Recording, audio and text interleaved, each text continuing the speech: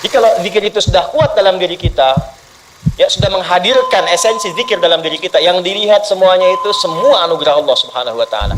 Jadi saat dia gembira itu dia bersyukur, dan saat dia sedang mengalami duka dia bersabar. Semua sama sebagai ibadah. Semakin kenal, semakin dekat, semakin mudah. Kadang belum minta sudah diberi. Ada yang orang belum berucap, Allah sudah berikan. Sehingga ketika menghadapi masalah yang sama, ringan, bukan gak punya masalah, akan dihadapi, diringankan oleh Allah. Masalah yang sama, ini sampai ribut, adu argumentasi. Orang ini cuma senyum selesai. Kenalkan kepada Allah, nanti biarkan janji yang disampaikan oleh lisan Rasulullah itu terjadi. Pengen level tertinggi itu butuh perjuangan. Latihan dulu, kan? Menguras fisik, energi, tenaga, biaya, hasilnya indah. Tapi ada jalan cepat untuk mendapatkan itu. Nih aksesnya, bangun kepada Allah.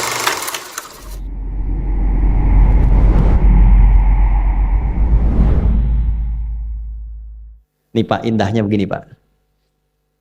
Maaf ya. Lihat istri itu, ingat Allah. Lihat anak, ingat Allah. Ibu lihat suami, ingat Allah. Kalau melihatnya begitu, maka substansi berumah tangga itu nikmat rasanya, dan tanggung jawab itu melekat pada diri kita untuk terjaga dalam kebaikan.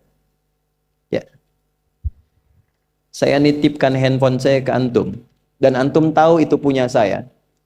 Ya, dan Anda mencintai saya misalnya, ta'zim di situ. Mungkin nggak handphone itu ditempatkan di tempat yang tidak baik? Mungkin nggak Anda taruh di lantai begitu saja? Demi Allah saya katakan, mungkin Anda akan mencari tempat terbaik, disimpan di situ, dirapi-rapikan, dilap-lap, karena Anda merasa itu punya saya yang dititipkan pada Anda. Manusia saja bisa Anda perlakukan demikian. Bagaimana ketika Anda melihat anak itu amanah Allah, yang Anda sebagai orang tuanya akan ditanya di kemudian hari. Maka kalau mau bersikap yang nggak enak itu, nggak bisa Pak kita lakukan. Mau bentak tuh nggak bisa. Mau marah tuh ditahan-tahan. Ya. Dan itu dijaga. Lihat istri sebagai amanah Allah itu beda caranya dengan hanya melihat kemanusiaannya saja. Istri melihat suami sebagai amanah Allah akan lain. Ya. Makanya akan selalu sempat dan optimal merawat istri sendiri dibandingkan lihat-lihat istri orang. Begitu sebaiknya. Ibu pun tidak harus berharap, kenapa ya suami saya nggak seperti Ustadz? Harapan yang sia-sia. Sudah ada turunan hikmahnya. Nah itu ada latihannya. Latihannya apa? Alladzina yadhkurunallah, zikir. Jadi kalau zikir itu sudah kuat dalam diri kita, ya sudah menghadirkan esensi zikir dalam diri kita, yang dilihat semuanya itu semua anugerah Allah Subhanahu wa taala. Jadi saat dia gembira itu dia bersyukur, dan saat dia sedang mengalami duka dia bersabar. Semua sama sebagai ibadah. Ajaban li amril mu'min. Kalau sudah seperti itu, kata Nabi, perkara hidupnya mengagumkan, gak ada keluhan. Itu latihannya zikir. Nah, zikir ini di Quran diturunkan dalam bentuk yang pokok berupa amalan ritual. Karena itulah semua bentuk amalan ritual disebut dengan zikir. Jadi kalau kita ingin hadirkan sifat tadi, maka cara pertama tingkatkan ibadah ritual. Salat. Apalagi? Al-Quran. Saya ambil dua dulu lah, supaya nggak banyak-banyak dulu. Yang pokok salat yang kita lakukan tiap hari. Tinggal kuantitas dan kualitas kita tingkatkan. Maaf, lihat sini baik-baik. Salat itu di Al-Quran disebut dengan zikir. Dalilnya Quran surah ke-20 ayat ke-14. Dan langsung disarikan dengan fungsi ibadah sebagai fungsi hidup kita. Sudah? Perhatikan baik-baik. Innani anallah la ilaha illa ana fa'budni wa aqimis salata lidzikri. Itu dalilnya. Sayalah Allah, kata Allah. La ilaha illa ana, tidak ada Tuhan yang layak dipertuhankan dan layak disembah kecuali saya, Allah. Allah. Bagaimana kenal Allah sebagai Tuhan? Ya, yang layak disembah, yang harus dipertuhankan, kenalnya bagaimana? Mendekatnya bagaimana? Fa'budni, sembah saya supaya kamu kenal saya, dekat dengan saya, tahu saya. Bagaimana caranya? Wa aqimis shalah, tunaikan salat.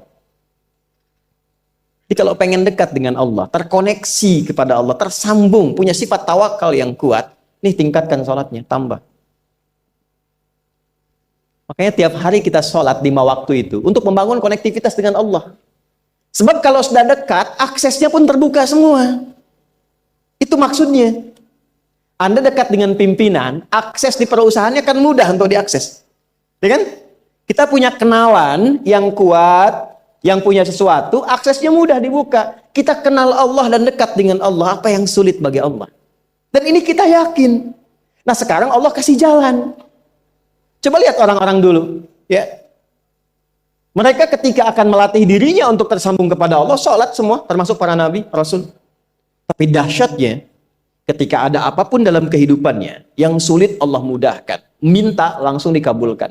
Dan sangat luar biasanya, seringkali terjadi mintanya lewat sholat. Nabi Zakaria itu kan dihukumi istrinya oleh medis itu menopause dan mandul. Maaf, nggak mungkin punya keturunan. Kapan mintanya? Dalam sholat. Mohon sama Allah. Dan itu dikabulkan. Dan diabadikan di Quran dengan surah yang sama, Ali Imran ayat 38 sampai 39. Hunalika da'a Zakaria rabbah qala rabbi habli min ladunka dzurriyyatan thayyibah innaka sami'ud du'a. Ya Allah, mereka mengatakan aku nggak mungkin punya keturunan. Mereka mengatakan istriku punya keterbatasan. Maka aku memohon kepadamu yang tidak punya batas dalam pemberian. Engkau yang maha mendengar. Kalau kepada yang maha mendengar doa saya tidak dikabulkan, mohon tunjukkan kepadaku lewat sholat ini ya Allah, dengan cara apa lagi dan kepada siapa aku mesti memohon. Itu nggak nunggu lama, permohonan selesai turun jawaban ayat 39-nya. Fanadatul malaikatu wa huwa qa'imun yusalli fil mihrab. Turun malaikat mengabarkan engkau dapat kabar gembira akan punya anak, langsung namanya dikasih Allah Yahya. Annallaha yubasyiruka bi Yahya. Artinya hidup yang mustahil menurut manusia, lahir dari rahim seorang perempuan, maaf, yang divonis monofos dan mandul, bayi yang hidup, kata Allah nggak ada yang mustahil, lahir dan terjadi itu. Yahya, John, lahirlah. Kapan terjadinya? Saat sholat. Karena itu saat dipanggil sholat, itu isinya tuh kan doa semua. Silakan ngecek, isinya doa semua. Dari mulai takbir, sujud sampai salam, isinya doa semua. Dan itu konektivitas kita dengan Allah, minta. Kapan itu bisa terkabul dengan cepat doanya? Kapan selesai urusan kita? Kalau koneksinya bagus. Makanya disebutnya zikir yang terhubung, yang nyambung. Semakin kenal, semakin dekat, semakin mudah. Kadang belum minta, sudah diberi. Ada yang orang belum berucap, Allah sudah berikan. Sehingga ketika menghadapi masalah yang sama, ringan. Bukan nggak punya masalah. Akan dihadapi, diringankan oleh Allah. Masalah yang sama, ini sampai ribut, adu argumentasi. Orang ini cuma senyum, selesai. Betapa banyak masalah kecil diargumentasikan jadi besar. Akhirnya problem.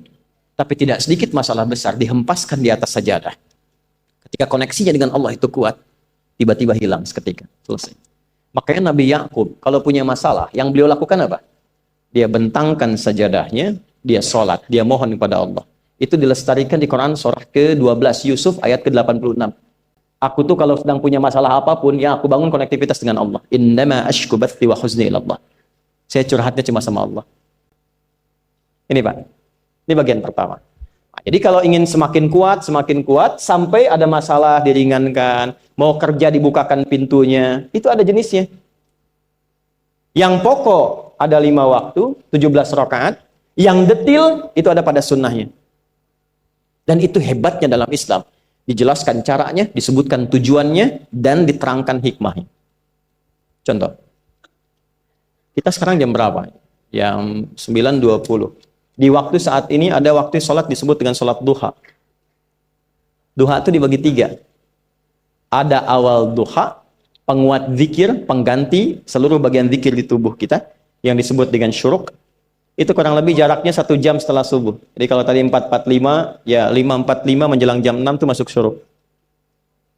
Setelah itu masuk ke jam 8 sampai ke kurang jam 10 itu pertengahan duha. Pertengahan duha. Apa fungsinya? Di antaranya mempermudah rizki. Di antaranya. Bilangannya berapa? 2 sampai 4 rakaat bisa dikerjakan. Ya, dan harapannya apa? Bukan pada rizkinya. Ya, jadi jangan sampai motifnya cuma sekedar keduniawi, kurang tepat. Kenalkan kepada Allah, nanti biarkan janji yang disampaikan oleh lisan Rasulullah itu terjadi. Ya, Jangan pada rizkinya, ini terbatas, cuman sampai situ. Tapi kalau kita minta sama Allah, dikasih jalannya tuh dari sisi yang tidak kita duga. Anda berhitung, Allah kasih hitungan. Anda tak berhitung, Allah kasih apa yang tidak pernah Anda hitung sebelumnya. Itu poinnya. Maka lakukan sholat dekati, itu yang disebut sholat duha. 2 rakaat, tambah lagi 2, untuk kenal Allah. Kalau sudah merasakan dekat, sudah nyaman, sudah enak, muncullah kemudian kesan dalam hati. Terserah Allah mau kasih berapa. Yang penting sudah enak, sudah damai. Di titik itulah kemudian Allah limpahkan dari apa yang nggak pernah kita duga sebelumnya. Tiba-tiba keluar, kok ada telepon, dapat proyek, dapat macam-macam. Tapi tujuan sholatnya bukan untuk proyeknya. Buat kenal Allah, ulul albab ini. Kalau cuma pengen lancar, baru serabutnya. Kalau cuma pengen lulus proyek, itu baru daging luarnya. Ulul albab itu kenal Allahnya, sehingga dia tahu akses intinya tuh itu. Itu poinnya. Dan gak mahal. Emang kalau sholat duha di Anur bayar, Pak? Pakai biaya. Baiknya luar biasa. Sudah? Itu satu. Kalau mau lagi misalnya, ini yang paling dahsyat nih. Dibimbing kita sampai ke posisi terbaik di apapun itu. Jadi ayah terbaik, ibu terbaik. Ya, jadi karyawan strategis, di militer terbaik. Terbaik tuh gini, di tempat terbaik yang memuliakan tuh makom namanya. Makanya kuburan sering disebut makam kan? Ya kan? Maksudnya apa? Maksudnya Anda selama hidup berkaryalah yang baik, ibadah yang benar, sehingga Anda wafat pun terhormat. Ya, kata makom itu pertama kali di Al-Baqarah ayat 125, makom Ibrahim. Ya. Ketika Allah sampaikan dalam Al-Qur'an, didapatkan di situ makom Ibrahim, wa idh ja'alna al-baita mathabatan lin-nasi wa amna wattakhidhu min maqami Ibrahim. Makanya kalau kita tawaf, itu dari mulai Hajar Aswad kan sampingnya dekat sekitar 5 meter ada makom Ibrahim kan? Itu tapak kaki pertama beliau meninggikan pondasi Ka'bah, dan di situ diabadikan kemuliaannya sampai beliau wafat. Dikenal sampai sekarang. Ya, setelah sekian abad. Jadi kalau kita ingin terhormat dan masih dikenang sampai kapanpun, itu makom namanya. Tapi ada cara yang lebih hebat. Anda di posisi itu, lawan pun mengakui memang Anda yang pantas ada di situ. Itu namanya makom mahmuda. Makom mahmuda. Siapa yang bikin urutan 100 tokoh paling berpengaruh di dunia? Siapa? Saya tanya, yang nulis siapa namanya? 100.000? 200.000? Dia mencari langsung di Google tuh. Lambat mas, waktu habis. Michael Chart. Dia yang nulis, maaf ya. Urutan pertamanya siapa? Muhammad SAW. Yang nulis itu muslim atau bukan? Kok bisa tergerak hatinya untuk menempatkan seorang nabi muslim di tempat pertama? Saya tanya begini, kenal Abu Jahal nggak? Ya Allah, makin siang nih, nggak fokus nih. Saya kira cuma di Bengkali saja yang kenal Abu Jahal, sini kenal juga. Baik, Abu Jahal itu, apakah orang ini tidak kenal Nabi? Orang ini tahu, kalau saya sebut orang ini berarti kurang bagus ya. Kalau saya sebut beliau berarti baik ya. Abu Bakar saya sebut beliau, Abu Jahal orang ini. Maksudnya Abu Jahal. Apakah orang ini tidak tahu kalau Nabi itu mulia? Nabi unggul. Nabi hebat kan? Jadi mengakui sebetulnya Nabi unggul. Dan gulat dengan Nabi itu dalam olahraga kalah. Dia tahu Nabi itu kuat. Ya. Di dalam cinta juga tahu Nabi paling unggul. Abu Jahal melamar Sayyidah Khadijah ditolak, Nabi nggak lamar, Sayyidah Khadijah minta dilamarin. Ya. Dari sejak itulah dia nggak mau tahu semua yang dari Nabi, pokoknya semua harus jelek. Walaupun dia tahu itu baik. Nggak kenal, sampai nggak menanamkan pada dirinya nggak ingin kenal kebaikan Nabi. Nggak ingin kenal pada sesuatu, itu jahlun namanya. Jadi kalau ada mbahnya yang paling bodoh, yang nggak pengen tahu, itu Abu Jahal namanya. Maka sejak saat itu orang ini disebut dengan Abu Jahal. Tapi Abu Jahal pun itu meyakini kebenaran, kekuatan Nabi, cuman karena iri saja. Gitu. Tapi dia nggak bisa nolak. Menilai seseorang di tempat terbaik yang kita nggak bisa nolak dan mengakui memang dia orang yang terbaik, itu namanya maqam mahmuda.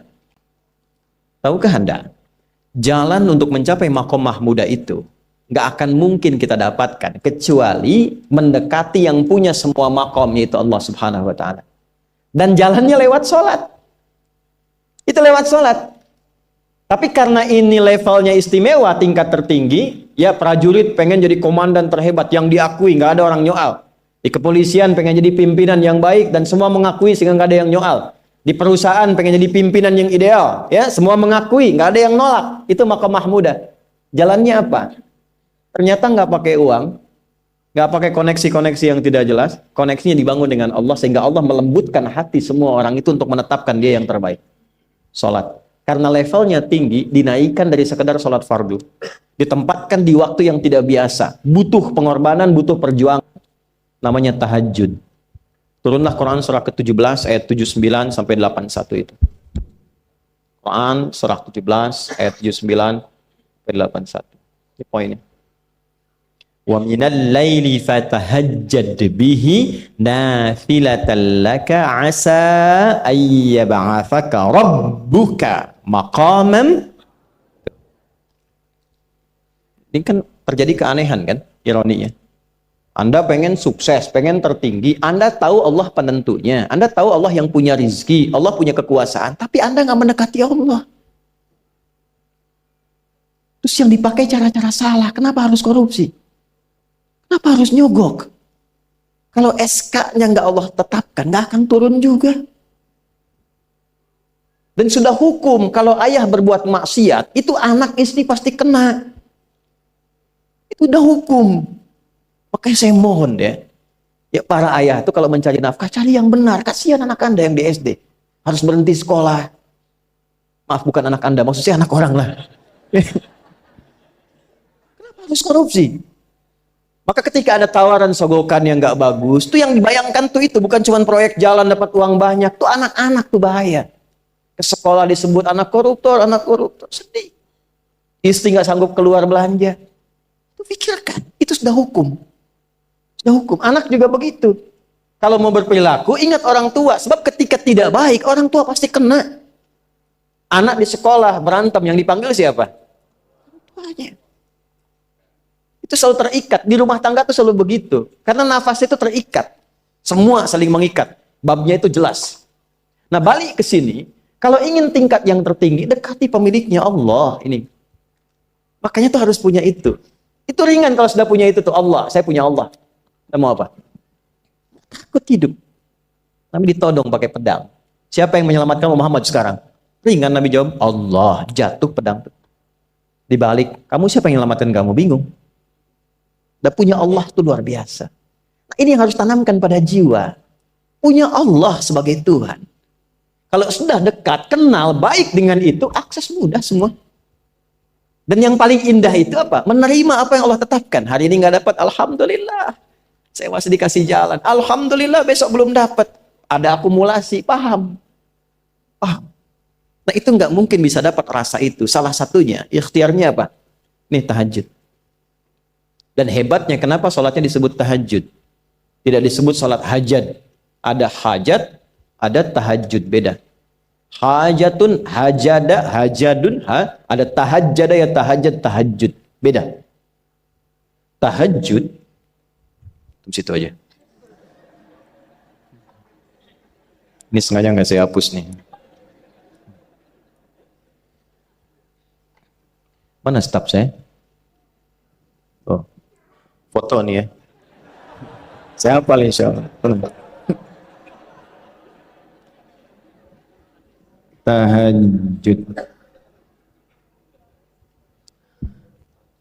Asalnya dari kata hajada, begini, ha, jim, dal. Ditambah ta di depannya, lalu ada tasydid sebelum akhirnya. Nih. Ini akarnya 3 huruf, ha, jim, dal. Hajada itu asalnya bangun dari tidur malam. Tidur dulu, lalu bangun setelah itu. Itu hajada. Pelan-pelan. Paham sampai sini? Kita teruskan. Kalau kita ingin berusaha untuk bangun, mengoptimalkan diri untuk bangun, maka tambahkan tak di depannya. berusaha untuk mendapatkan atau mencapai sesuatu. Kalau yang kita akan lakukan itu tidak mudah, nggak gampang bangunnya, sehingga butuh rencana, butuh persiapan, ya kan? Maka tambahkan tasydid sebelum huruf akhirnya. Dari kata syiddah, apa yang mau dikerjakan ini nggak mudah. Memang pengen bangun itu jam 3. Tapi kan nggak tiba-tiba ujuk-ujuk bangun jam 3, belum tentu. Ya kan? Kita harus rencanakan dulu supaya bisa bangun, saat bangun tuh siap, bukan cuman bangun. Bangun jam 3, salatnya 4:30, ya kan jauh. Maka untuk bangun jam 3 itu butuh persiapan, nih syiddah. Maka rencanakan, pasang alarm 3 kali. Misal yang ikhtiarnya jam 2, jam 2.15, jam 2.30. Alarm jam 2 untuk mematikan alarm yang kedua. Gitu kan? Yakin saya Anda kalau pasang alarm malam tuh nggak satu, yakin? Bangun, ceklek, mati. Minimal ingat akan ada alarm berikutnya kan? Nah, itulah tak. Allah itu sudah tahu modus-modus kita itu. Karena alim maha mengetahui. Detailnya kan kita lakukan kan Allah sudah tahu. Alarm yang kedua membangun kesadaran paripurna. Peringatan kedua. Kalau pengen bangun, enggak tertidur. Maka ketika sampai pada alarm ketiga, sudah sadar kita. Oh. Papa Bu, alhamdulillah. Lebih baik telat daripada enggak sama sekali. Bangun. Ini. Kalau kita tarik ke implementasi hidup, pengen level tertinggi itu butuh perjuangan. Latihan dulu, kan? Menguras fisik, energi, tenaga, biaya. Hasilnya indah. Tapi ada jalan cepat untuk mendapatkan itu. Nih aksesnya bangun kepada Allah. Gitu. Kalau kita tingkatkan ini, itu luar biasa. Jadi itu. Jadi. Nah, kalau ini terus ditingkatkan, terus tingkatkan, nanti membangun value yang terasa. Ada nilai-nilai yang terasakan, kita merasa lebih dekat dengan Allah. Yang biasanya tadi dipanggil azan baru ingat sekarang, baru selesai subuh udah ingat isya. Nanti isya bagaimana, gitu kan urutkan. Tapi tetap zuhur juga, zuhur, asar, maghrib, isya. Waktunya kenal jam berapa. Bahkan dipetakan, saya nanti akan ke sini, masjid yang terdekat di situ. Jadi lihat peta itu, ya lihat peta jalan. Saya nggak sebut nama supaya nggak endorse. Itu lihat peta jalan, itu dia petakan. Saya akan sampai di situ jam berapa, durasinya berapa, masjidnya di mana. Kalau tertinggal di situ, di sini saya sholat Jumatnya. Sampai ke situ. Nah, value yang membuat kita semakin meningkat dekat dengan Allah, itu takwa namanya. Takwa. Disebutkan sebanyak 240 kali dalam Al-Quran. Nah, intinya itu ini nih. Jiwa takwanya. Kalau ini sudah ada, Allahu Akbar. Silahkan Anda keluarkan semua kata-kata takwa di Quran. Tidak ada kecuali yang indah semuanya. Quran surah 65. 65 itu babnya bab tolak. Surahnya At-Tolak. Tolak itu persoalan terbesar di rumah tangga. Nggak akan bisa terjadi yang demikian itu kalau ada takwa di dalamnya. Nyambung. Kalaupun mesti terjadi, itu spirit takwa mengarahkan pada yang terbaik. Makanya di ayat kedua di ujungnya, sampai ke ayat 3, apa yang terjadi? Di rumah tangga itu kan cuma 2 babnya. Satu masalah dari komunikasi, yang kedua materi. Perhatikan, wa may yattaqillaha yaj'al lahu makhraja wa yarzuqhu min haitsu la. Siapapun yang mampu meningkatkan takwanya kepada Allah, pakai man tuh, setiap personnya. Suami, istri, ayah, ibu, anak, satu keluarga mencoba meningkatkan takwa. Dia tahajud, bangun semua ingatkan. Bangun semua tahajud, salat duha, yuk ingatkan dimanapun. Alhamdulillah. Apa yang terjadi? Ketika dilakukan, apa jawab Allah? Yaj'al lahu makhraja. Enggak pakai alif lam, makhraja. Masalah apapun yang engkau alami. Suami berangkat ada masalah. Ada masalah umum yang semua orang mengalami itu. Tapi yang ini enggak. Kena macet, ada macet, dia mau berangkat. Tiba-tiba diarahkan, jangan lewat situ Pak, macet, Bapak kesini aja. Ya. Pak ikut kami saja Pak. Tiba-tiba patwal datang, ayo ikut. Ya, itu bisa terjadi.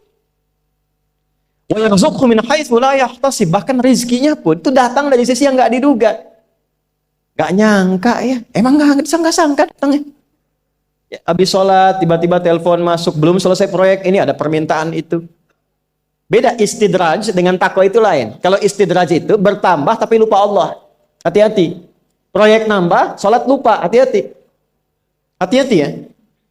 Pekerjaan menambah, omset nambah, tapi nggak pernah bisa ngaji. Nggak pernah mampu sholat. Hati-hati itu. Dan paling bahaya kalau itu nambah terus sehingga membuat lupa semua ibadah. Itu istidraj namanya. Istidraj. Ancamannya akhirat tuh, hati-hati. Segera ingat, segera ingat. Tapi kalau semakin nambah, semakin ingat Allah, itu anugerah. Karena Allah telah menilai hamba ini paham menjalani kehidupan, sehingga dia ngerti. Makanya Utsman, Abdurrahman bin Auf, setelah masuk Islam, hartanya makin nambah. Karena kenapa? Karena telah dinilai layak mengelola harta, paham cara mengelolanya. Dapat segini, alokasikan ke sini. Dapat segini, alokasikan ke sini. Pak, di mana logikanya? Ada 600 truk hasil usaha. Bapak punya 600 perusahaan. Satu perusahaannya itu bergerak di bidang misalnya logam mulia. Ya, ada emas, ada berlian, ada macam-macam dan sebagainya. Satu kali Anda berhasil mendapatkan kurang lebih 600 truk logam mulia di dalamnya. Mau datang kemudian ke tempat Anda di jalan. Tiba apa yang terjadi? Ada komen tetangga kepada Anda. Misal, komennya nggak langsung, cuma ke teman tetangga Anda dengar. Waduh, Pak Asep hisabnya luar biasa kayaknya ya. Hisabnya, bukan berliannya. Hisabnya luar biasa, terus nyampe di telinga Anda. Kira-kira ketika mendengar itu respon Anda apa? 100.000? Bingung kan? Bingung. Lihat Abdurrahman bin Auf, jazakallahu khair. Datang 600 kafilah pakai unta. Isinya semua emas, berlian, perak, macam-macam. Heboh Madinah, bum bum bum bum bum bum bum. Tiba-tiba Sayyidah Aisyah komen radhiyallahu taala anha. Beliau kan yang terdekat dengan Nabi, satu istri Nabi SAW. Jadi kalau sudah ring satu Nabi, ada yang komen, kita tuh cuman 3 sikapnya. Like, share, and subscribe. Gak usah ikut komen lagi. Sukai, share, subscribe. Ikuti jalannya. Apa komennya? Secara singkat, kama qalat. Aku pernah mendengar Nabi SAW mengatakan, Abdurrahman bin Auf itu agak lambat hisabnya. Ya, selambat-lambatnya cepat juga dibanding kita kan? Ya? Maksudnya apa? Ingin menggambarkan betapa banyak kekayaannya. Scan, checklist, semua. Ketika mendengar komen itu, apa kata Abdurrahman bin Auf? Saya jadikan semua yang baru datang itu saya sedekahkan semua untuk orang Madinah. Supaya mempercepat hisabnya itu. Saya sedekahkan semua. Bisa nggak begitu?